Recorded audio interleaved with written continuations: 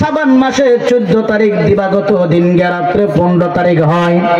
আর ওই রাত্র নামটা হলো লাইলাতুল বরাতের রাত। ওই রাত্র আমার কোন উম্মত যদি এক রাত্র ইবাদত করে নফল নামাজ রাখে এবং নফল রোজা রাখে, আমার আল্লাহ গো 400 বছর ইবাদতের চাইতে আরো বেশি নেকি আমার উম্মতের মধ্যে দান করে দিবে। জোরে জোরে কন্যা সুবহানাল্লাহ। তাহলে লাইলাতুল বরাত, লাইলাতুল মেরাজ রাত্র আসলে আমাদের নামাজ পড়া দরকার আছে কি নাই? জোরে কোন আছে কি নাই? পড়তে হবে। সে রাত্র হলো এই রাত। বাবাজিরা রে আমার, আমরা দুনিয়াতে আসলাম। দুনিয়াতে আমার আল্লাহ আপনাকে আমাকে কেন পাঠাইলেন? পিছনে কারণ আছে কি নাই? কারণ আছে না? আল্লাহ কয় বান্দারে, কারণ হলো আমা খালাকুতুল জিন্না ওয়াল ইনসা ইল্লা লিয়াবুদুন। আমি আল্লাহ মানুষ জিন ইনসান প্রেরণ করলাম, সৃষ্টি করলাম, এর পিছনে একটাই কারণ, তারা একমাত্র আমি আল্লাহর গোলামি করবে, আমি আল্লাহর গোলামি করবে। জোরে জোরে কন্যা সুবহানাল্লাহ। মানুষ দেখবেন কথায় কথায় কয় যে পুরী এত সুন্দর, ফেরেশতা এত সুন্দর, পুরী এত সুন্দর, পাখিরা এত সুন্দর। আল্লাহ কয়, হে আমার বান্দারা, তোমরা পুরীকে এত সুন্দর বলতেছো, আমি কোরআনে কোথাও পুরীকে সুন্দর বলি নাই। আমি সুন্দর কোরআনে বলছি, সুন্দর হলো মানুষ। যেরকম সুবহানাল্লাহ। এবং এমনিতে আমি বলি নাই, চার জায়গায় আমি আল্লাহ কসম খাইছি। কয় জায়গায়? যেরকম কয় জায়গায়? 4 জায়গায়। আল্লাহ আমি ফেরেশতা বানাইছি, তাদেরকে জ্ঞান দিছি, তারা শুধু ভালো জানে, মন্দ জানে না। ফেরেশতাকে খারাপ কাজ করতে জানে? শুধু ভালো জানে, শুধু ভালো জানে। আর ইবলিস শয়তানকে আমি বানাইছি, তারে জ্ঞান দিয়েছি, শুধু মন্দ জানে, সে ভালো জানে না। আর আদম জাত আমি আল্লাহ সৃষ্টি করলাম, তাদেরকে আমি আল্লাহ জ্ঞান দিলাম, তারা ভালো জানে, মন্দ জানে। এখন বান্দা, তুমি রাস্তা খুঁজে নাও, তুমি কি ভালোটা নিবা নাকি মন্দটা নিবা? আমি জান্নাতও বানাইলাম, জাহান্নামও বানাইলাম। সুতরাং আমি চাই না আমার বান্দারা জাহান্নামে যাক, আমি চাই আমার বান্দারা জান্নাতে যাক। কারণ পৃথিবীটা আমি আল্লাহ যখন সৃষ্টি করলাম, 18,000 জাত আমি আল্লাহ বানাইলাম, মাত্র সময় লাগছে 6 দিন। কয়দিন? 6 দিন আমি আল্লাহ পৃথিবীটাকে সাজালাইলাম। আর তুই বান্দাকে বানাতে গিয়া সময় লাগছে 10 মাস 10 দিন। জোরে কইতেন না সুবহানাল্লাহ। আরে বান্দা, গলা থেকে নিচ পর্যন্ত ফেরেশতাদের মাধ্যমে তোর বটিগুলো আমি গঠন করলাম। আর গলা থেকে উপরে মাথা সহ আমি আল্লাহ গাইবি কুদরতি রহমতের হাত দিয়া তোর চেহারাটা আমি আল্লাহ দয়া করে মায়া করে বানাইলাম। বান্দারে, আমি জাহান্নামের জন্য তোদেরকে বানাই নাই, আমি বানাইছি তোদেরকে জান্নাতে দেওয়ার জন্য। আরে বান্দারা, ফেরেশতা বানাইছি তোদের গোলামি করার জন্য, গরু দিয়েছি তোরা খাওয়ার জন্য, মাছ দিয়েছি তোরা ভক্ষণ করার জন্য। শ্রেষ্ঠ জাত আমি আল্লাহ তোদেরকে বানাইলাম। তবে শ্রেষ্ঠ জাত হইয়া নিয়ামত খাওয়ার পরে যখন আমি মাওলার নিয়ামত আদায় করবে, শুকরিয়া আদায় করবে, আমি আল্লাহ তোর নিয়ামত আড়ায় বাড়ায় দেব। আর যদি নিয়ামত খাওয়ার পরে মাওলার শুকরিয়া আদায় না করস, আমি আল্লাহ তোর নিয়ামত রিজিক আস্তে আস্তে বন্ধ করে দেব। সে আল্লাহ পারে কি পারে না? আমার আল্লাহ বলে,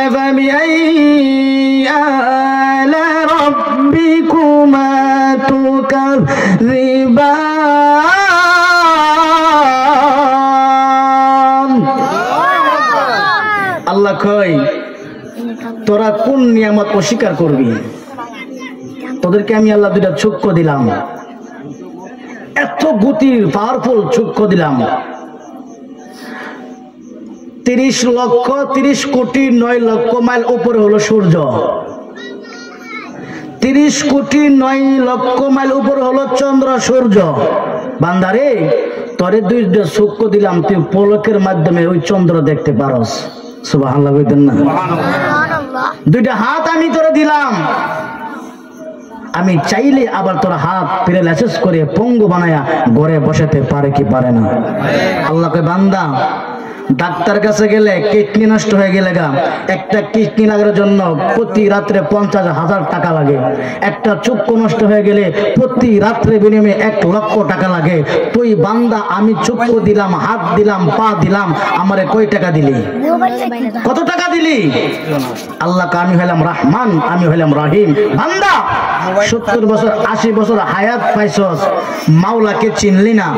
তারপর আমি আল্লাহ কথা দিলাম জীবনের গুনাহটুকু লইয়া মসজিদের মধ্যে গিয়া নামাজের মধ্যে সিজদায় পড়ে বলবি আল্লাহ যা করছে আমারে মাফ করে দাও। আল্লাহকে আমি রহমান নামের খাতিরে তোর জীবনের গুনাহগুলি মাফ করে দেব। বন্ধুরে আমার, আমি পবিত্র কালামুল্লাহ শরীফ থেকে তেলাওয়াত করেছিলাম একখানা সূরা। আমার আল্লাহ বলে বিসমিল্লাহির রহমানির রহিম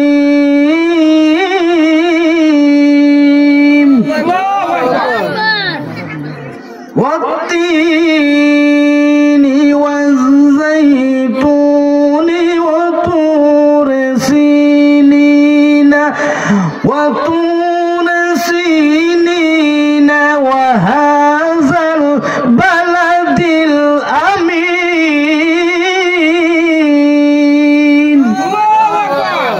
বান্দা তুই যে সুন্দর করে বানাইছি, আমি চার জায়গায় কসম খাইছি। সুবহানাল্লাহ বলেন। তিন ফলের কসম খাইলাম।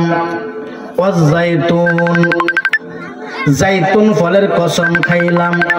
অতুরে সিনিনা সিনাই পাহাড় পর্বতের কসম খাইলাম।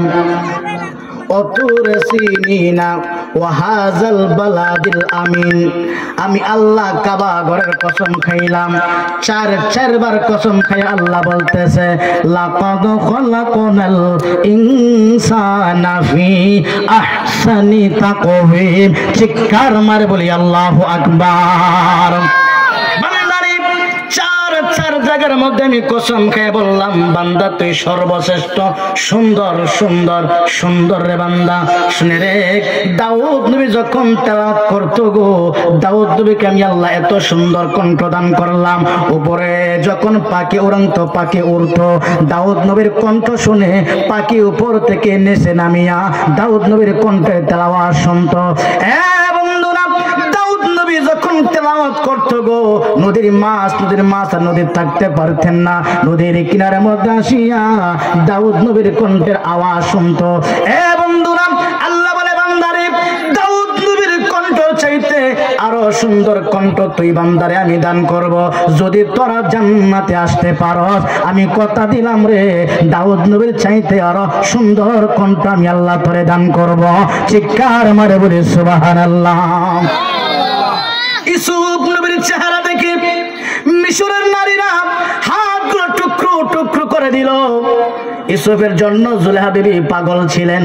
ওনাকে 3,24 ঘন্টা দেখে সহ্য করতে পারে না, তার প্রেমে পাগল হইয়া জুলেহা বিবি এমন পাগল হয়েছে গো, ইউসুফ নবী ছাড়া কোনো কিছুই বোঝে না। সমাজের লোক বলেন, আরে জুলেহা তুমি হইলে রাজা, ইউসুফ হলো তোমার গোলাম, তুমি গোলামের জন্য কেন পাগল হয়ে গেলে? তুমি আসলে ভালো না, তুমি একজন নারী খারাপ। জুলেহা বিবি কান্দেন, ডাক দিয়ে কয়, আরে রাজার নারীরা, আগামী বৃহস্পতিবারে আমার বাড়ির মধ্যে সকলের দাওয়াত দিলাম, সকলে আসলাম।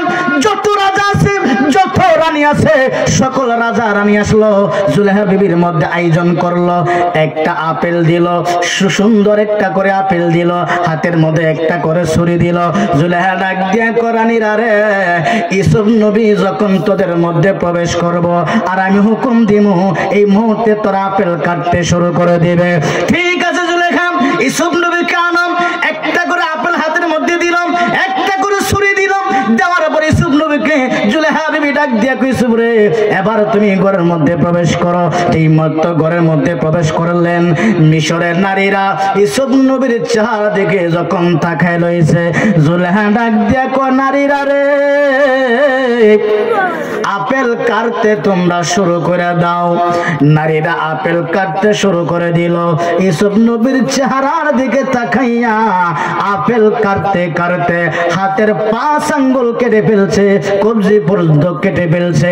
জুলেখা বিবি তাকায় দেখতেছে মিশরের নারীর গুলা হাতের কাটলো, হাত কাটলো, কবজি পর্যন্ত কাটলো। ডাক দেখো নারীরা রে, আপেল কাটলে হাতের দিকে একবার তাকায় দেখ। নারীগুলা হাতের দিকে তাকাইলো, তাকায় দেখতে সর্বনাশ, হাতের কবজি পর্যন্ত কাটায় ফেলছে। আরে জুলেখা হাত কাটলাম কখন আমরা তো বুঝতে পারলাম না। জুলেখা ডাক দেখো নারীরা রে, মাত্র 2 সেকেন্ড ইউসুফ নবীর চেহারা দেখলে তোমরা হাত কেটে ফেললে, বলতে পারলে না। আর যে ইউসুফ নবী দিন রাত 24 ঘন্টা আমি জুলেখার ঘরের মধ্যে থাকে, আমি দেখে কেমনে সহ্য করি রে। আমার আল্লাহ কই, আরে মিশরের নারীরা ইউসুফ নবীর চেহারা দেখে তোমরা হাত কেটে ফেলছো গো। আমার নূরের নবীর চেহারা মুবারক যদি কেউ দেখতে হবে কলিজা কাইটা ফলাইতো, একটু টেরও পাইতো না। চিৎকার মারে বলি আল্লাহু আকবার। আমার আল্লাহকে বান্দারে ইউসুফ নবীর মতো চেহারা দান করব।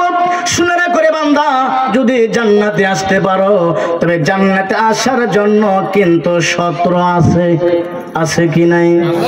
পৃথিবীর জমিনে কেউ মরতে চায়? মরতে চাই? আল্লাহ কিছু দোয়া আছে যে দোয়া করলে আমি আল্লাহ কবুল করব না। নবী রাসূলের দোয়া আমি আল্লাহ কবুল করব না। হুজুর গো, নবীদের দোয়া বল কবুল করে না কেমনে? এই জন্যই করবে না। আপনি যদি খানা কাবার ঘরের মধ্যে গিয়া হাত বাড়ায় দোয়া করে, মালিক রে আমার হায়াত বাড়াইয়া দাও, আমার মরণ দিও না, এই দোয়া আল্লাহ কবুল করবনি। কেন করবেন? আল্লাহ তো বলছে কুল্লু নাফসিন যায়কাতুল মাউত, মানুষ সকল মরণশীল, মরণের স্বাদ গ্রহণ করতে হবে। চাইলে কিন্তু দুনিয়ায় থাকতে পারবে না। আল্লাহ কই বান্দারে কথা দিলাম রে, যদি জান্নাতে আসতে পারো কথা দিলাম কোনো দিন তোমরা মরণ হবে না। চিৎকার মারে বলি আল্লাহু আকবার। 1 নম্বর মরণ হবে না, 2 নম্বর ইউসুফ নবীর মতো চেহারা দিবে, 3 নম্বর দাউদ নবীর মতো কণ্ঠ দিবে, 4 নম্বর কোন দিন তোমরা বুড়া হইতে, কেউ বুড়া হইতে চায়? দেখছি বহুত মুরব্বী বাবার দেখছি শিলন ঘরে যায় সাদা দাড়ি লিয়া, আবার কালো হইয়া শিলন দোকান থেকে বাইর হয়, আছে না? ইচ্ছা হলো যে আমি বুড়া হইতে চাই না। আল্লাহকে বান্দারে দুনিয়ার মধ্যে কিছুদিন আফসোস করবি, পূর্ণ হবে না, তবে জান্নাতে আসতে পারলে কথা দিলাম তুই বুড়া হইতি। সুবহানাল্লাহ কইতেন না? এই জন্য বাবাজিরাম, এই জন্য শর্ত হলো আল্লাহর ঈমান আনতে হবে, রাসূলকে মহব্বত করতে হবে। আল্লাহ বলে ইল্লাল্লাযীনা আমানু, হে ঈমানদারেরা ঈমান আনো আমি আল্লাহর উপর, ঈমান আনো আমি আল্লাহর উপর। কেমন ঈমান আনতে হবে, কেমন ভালোবাসতে হবে, কেমন মহব্বত করতে হবে? আল্লাহ সূরাতুল বাকারার মধ্যে বলে যালিকাল কিতাবু লা রাইবা ফীহি হুদাল লিল মুত্তাকিন আল্লাযীনা ইউমিনুনা বিল গায়বি ওয়া ইউকিমুনাস সালাত।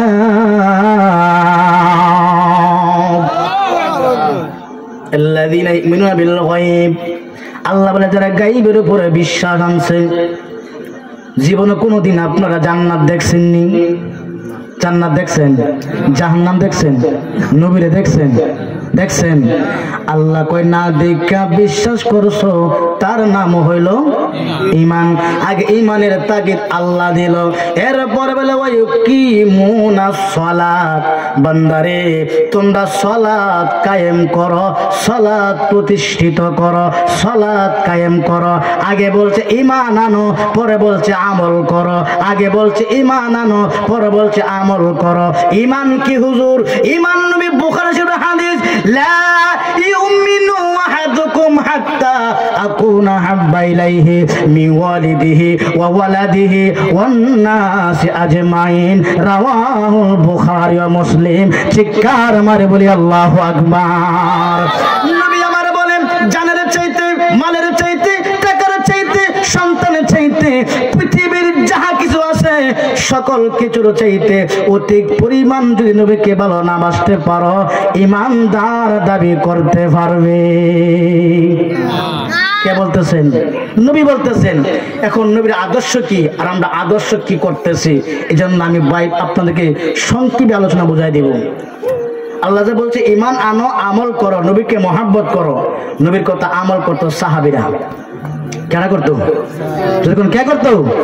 সাহাবীরা আমল করতো। কেমন আমল করতো? নবী বলতে দেরি একদিন একটা মাহফিলের মধ্যে এমন বসা, নবী ওয়াজ করতেছেন, দেখে জায়গায় জায়গায় একটু ফাঁকা ফাঁকা দেখা যায়। রাসূল বলতেছে কদ্দিমু, আগায় আসো, আগায় আসো, ফাঁকা জায়গাগুলা বসে বড় বরাত করে বসো। সাহাবীরা নবী যে বলতে দেরি, সাহাবীরা আমল করতে দেরি হয় নাই। জোরে কন্যা সুবহানাল্লাহ। বাবাজিরা রে, আল্লাহ যে বলছেন ইন্নাল্লাযীনা আমানু, ঈমান আমি আল্লাহর ভর। ও বন্ধু, মূল আলোচনার মধ্যে আমি ঢুকে গেলাম।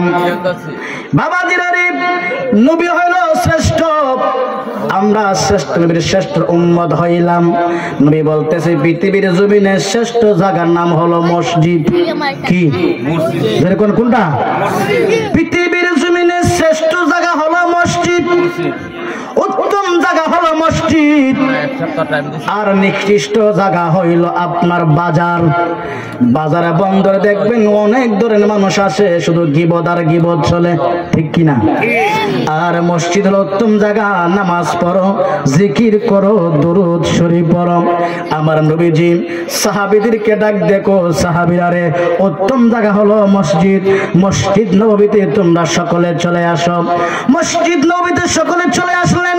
আসার পরে আমার নবী ওয়াজ করতেছেন, সাহাবীরা রে, আসসালাতু মিফতাহুল জান্নাহ, নামাজ হচ্ছে জান্নাতের চাবি।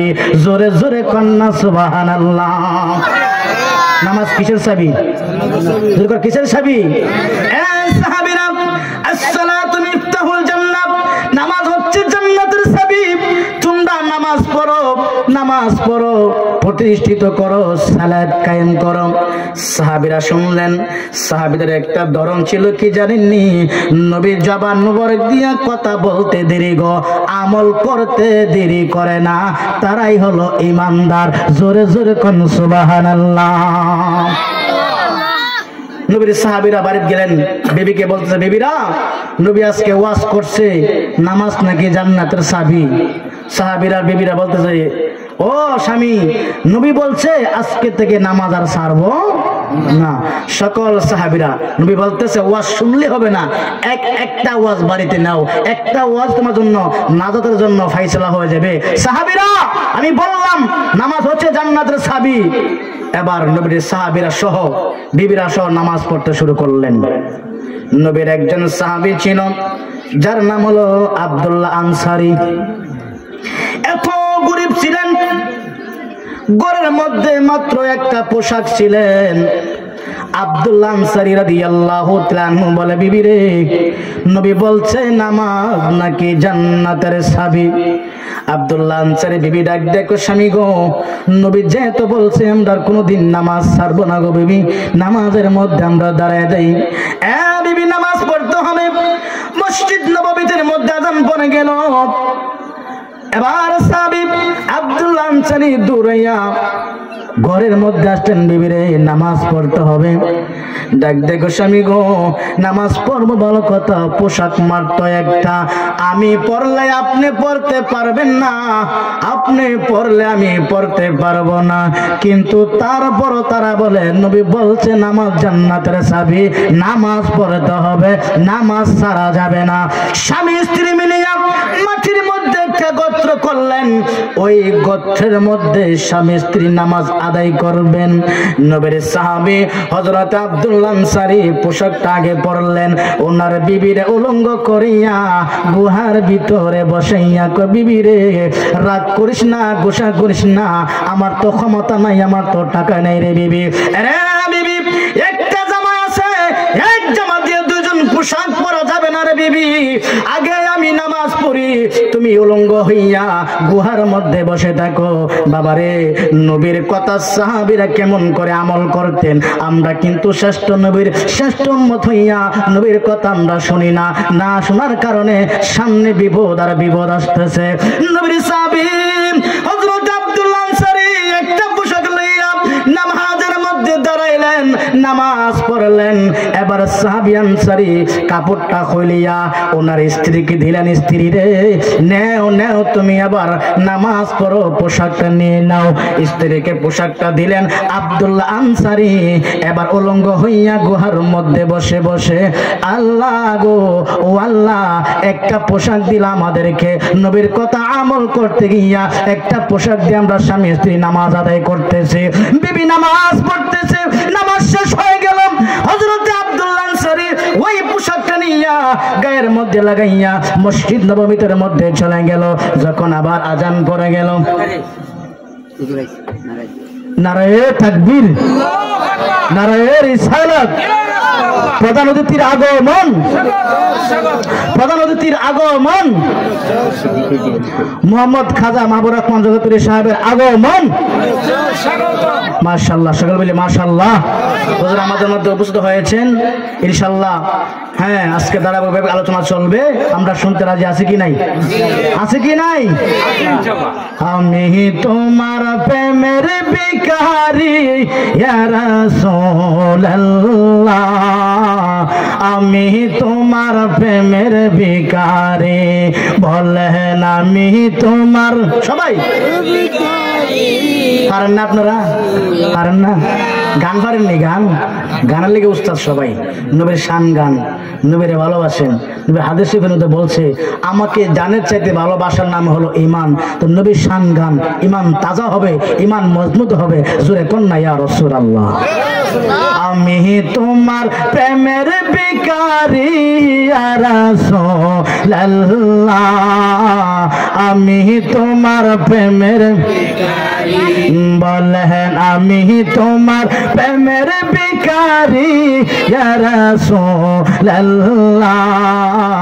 আমি তোমার প্রেমের ভিখারি, তোমার প্রেমেতে রাসূল নাই যে তুলনা, নাই যে তুলনা গো রাসূল, নাই যে তুলনা, বলেন তোমার প্রেমেতে রাসূল নাই যে তুলনা, নাই যে তুলনা গো রাসূল, নাই যে তুলনা, তোমার প্রেমে জিন্দা হলো উস্তুনে হান্নানা ইয়া রাসূলুল্লাহ, আমি তোমার প্রেমের ভিখারি, বলেন আমি তোমার প্রেমের ভিখারি ইয়া রাসূলুল্লাহ, আমি তোমার প্রেমের ভিখারি। সাহাবীদের ইকিন আমল কেমন ছিলেন?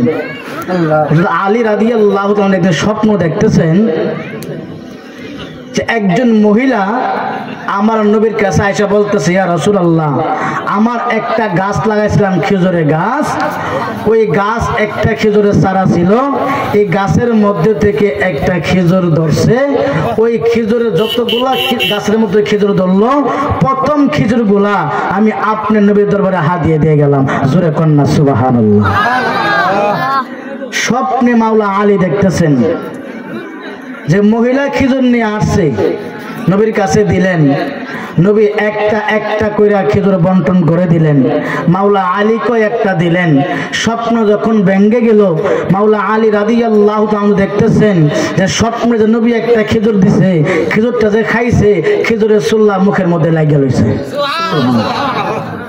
হাই হাই রে, তাদের ঈমান কতটুকু পাওয়ার ছিল, ঈমান কতটুকু মজবুত ছিল তাদের। মাওলা আলী দেখতেছেন মুখের মধ্যে খেজুরের চুল্লা লাগিয়ে লইছে, কথা নাই। মসজিদ নববীতে গেছেন, নামাজ পড়লেন, নামাজ পড়ার পরে ওই মসজিদ নববীতে আবার কিছু হাদিয়া দিছে। জোরে কন্যা সুবহানাল্লাহ। নারায়ে তাকবীর, নারায়ে রিসালাত, নারায়ে রিসালাত। হযরত মাওলানা আবুল বাশার কাদরী সাহেব, হযরত মাওলানা আবুল বাশার কাদরী সাহেব, সকলে বলি মারহাবা। বলতেছিলাম বন্ধুরা, হযরত আলী রাদিয়াল্লাহু তাআলা স্বপ্ন দেখলেন, নবী আমার একটা খেজুর দিলেন, স্বপ্নের মাধ্যমে খেজুর খাইলেন। স্বপ্ন যখন ভেঙে গেল, দেখে মুখের মধ্যে একটা খেজুরের চুল্লা লেগে গেল। পরের দিন মসজিদ নববীতে গেলেন নামাজ পড়ার জন্য। ওখানে গিয়ে নামাজ শেষ হলো, নামাজের পরে খেজুর তাবারক বিতরণ করা হচ্ছে। হযরত ওমর ফারুক রাদিয়াল্লাহু তাআলা আনহু একটা একটা করে খেজুর যখন বন্টন করতেছে, মাওলা আলী ডাক দেখো ওমর রে, আমি আলী কি আরেকটা খেজুর দেওয়া যায় না? ওমর ডাক দেখো আলী রে, গতকালকে রাত্রে তোমাকে আমার নবী কয়টা খেজুর দিয়েছিল? মাওলা আলী ডাক দেখো ওমর রে, কয়টা খেজুর দিয়েছিল তুমি বললে ভালো হবে। ওমর রাদিয়াল্লাহু তাআলা বলে, আলী রে, ওই রাত্রে আগামী কালকে রাত্রে তো আমার নবী তোমাকে একটা খেজুর দিয়েছিল, আমি আজকে কেন তোমার দুইটা খেজুর দেব? মাওলা আলী চিৎকার দিয়ে ডাক দেখো ওমর রে, স্বপ্ন দেখলাম নবী আমারে খেজুর দিয়েছে, তুমি ওমর জানলে কেমনে? সুবহানাল্লাহ কইতেন না? বাবা দিলে তার ইমানের পাওয়ার কত ছিল, ইমানের পাওয়ার কত ছিল। হে আমার বাবারা বন্ধুরা, হযরত আব্দুল্লাহ আনসারী রাদিয়াল্লাহু তাআলা মসজিদ নববীর মধ্যে যখন গেল, সাহাবীরা গানা গাসা করতেছে, নবী গো। আব্দুল্লাহ আনসারী একবার দৌড়ে বাড়িতে যায়, আবার দৌড়াইয়া মসজিদে আসে, শুধু দৌড়ে আর দৌড়াদৌড়ি করে, নামাজ কি পড়ে আমরা বুঝলাম না। নবী আমার ডাক দেখো, সাহাবীরা রে, গীবত বলিও না, সমালোচনা করিও না, গীবত হয়ে যাবে। দেখি রে আমার আব্দুল্লাহ আনসারী বিষয় কি, তদন্ত করে আমি দেখতেছি, কারণ রাখি। আমার নবী রহমাতুল আলামিন নবী দৌড়ে আনসারী বাড়ির মধ্যে গেল, গিয়ে দেখে আনসারী বাড়ির দরজা লাগানো, ভিতর দিয়ে দরজা লাগানো। নবী আমার সালাম দিলেন, আসসালামু আলাইকুম ওয়া রাহমাতুল্লাহ। সালাম দেওয়ার দরকার আছে কি নাই? আছে কি নাই? এখন আমাদের সালাম নাই, সালাম উঠে গেছে, আমাদের কাছে সালাম নাই। সালাম আবার দেয়, বড় বড় নেতা বাতালে আর সালাম দেয়, গরিব মানুষকে সালাম দেয়? আল্লাহ নবী বলতেছেন, উম্মতেরা রে, যাদের ঘরের মধ্যে অভাব আছে আজকে একটা ওজিফা নিয়ে নেন, নবীর মুখের জবানের কথা। এই আমার উম্মতেরা, যাদের ঘরের মধ্যে অভাব অশান্তি, আজকে থেকে ঘরের মধ্যে ঢোকার আগে তুমি বাহির থেকে সালাম দিবা, তোমার বিবিকে সালাম দিবা, সন্তানকে সালাম দিবা।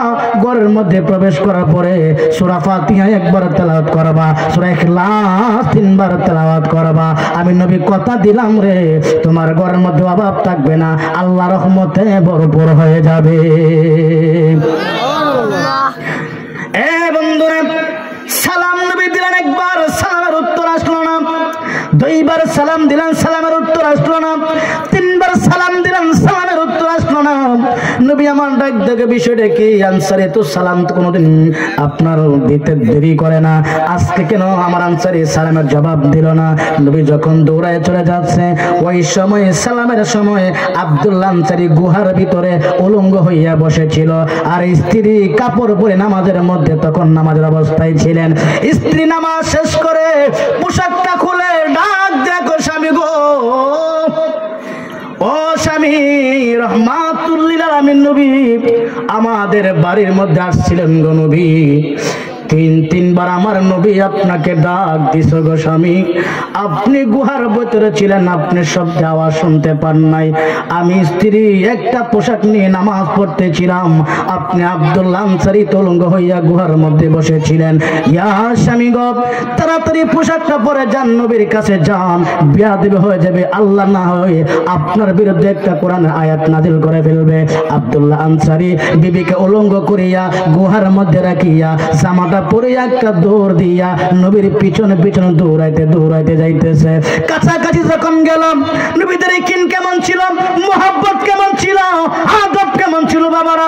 নবীকে তো ডাক দেওয়া যায় না, পিছন দিয়ে ডাক দিলে বেয়াদবি হয়ে যাবে, কিন্তু সাহাবীরা বলতেছে নবীকে পিছন দিক দিয়ে ডাক দেওয়া যাবে না, দৌড়াইয়া সামনে যাইতে হবে। কিন্তু নবী তো এমন ভাবে যাচ্ছে, দৌড়াইয়া তার দ্বারা সম্ভব হচ্ছে না।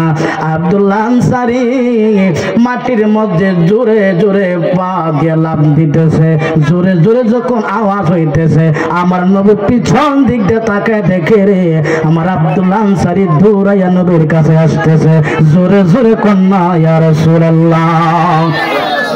আরে উম্মতের কান্দার নবী রহমতের ভান্ডার বলেন উম্মতের কান্দার নবী রহমত নবী বিনে রোজ হাসরে নবী বিনে রোজ হাসরে কে করিবে পার উম্মতের কান্দার নবী রহমতের ভান্ডার বলেন উম্মতের কান্দার নবী